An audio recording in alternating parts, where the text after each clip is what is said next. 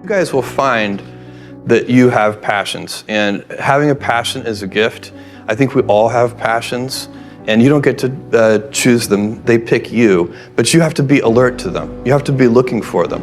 And when you find your passion, it's a fantastic gift for you because it gives you direction, it gives you purpose. You can have a job, or you can have a career, or you can have a calling. And the best thing is to have a calling. And if you find your passion, you'll have that, and all your work won't feel like work to you. Many kids and many grown-ups do figure out over time what their passions are. And sometimes we let I don't think it's that hard. I think what happens though sometimes is that we let our intellectual selves overrule those passions. And so that's what needs to be guarded against. My job, one of my jobs as the leader of Amazon, is to encourage people to be bold. And people love to focus on things that aren't yet working. And that's good, it's human nature. That kind of divine discontent can be very helpful. But it's incredibly hard to get people to take bold bets. And you need to encourage that. And if you're gonna take bold bets, they're going to be experiments, and if they're experiments, you don't know ahead of time whether they're going to work. Experiments are by their very nature prone to failure, but a few big successes compensate for dozens and dozens of things that didn't work.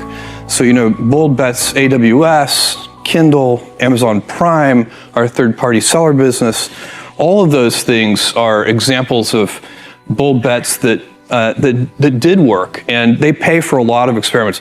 I've made billions of dollars of failures at Amazon.com, literally billions of dollars of failures. And you might remember Pets.com or Cosmo, or give myself a root canal with no anesthesia very easily. None of those things are fun, but they don't matter. What really matters is companies that don't continue to experiment, companies that don't embrace failure, they eventually get in a desperate position where the only thing they can do is make a kind of Hail Mary bet at the very end of their corporate existence. Whereas companies that are, making bets all along, even, big bets, but not bet the company bets. I don't believe in bet the company bets. That's when you're desperate. That's the last thing you can do. It's not, you could be out of work and have terrible work-life balance. Even though you've got all the time in the world, right. You could just feel like, oh my God, I'm miserable, and you would be draining energy. And so you have to find that harmony. It's a much better word. And I think for most people, it's about meaning. People want to know that they're doing something interesting and useful.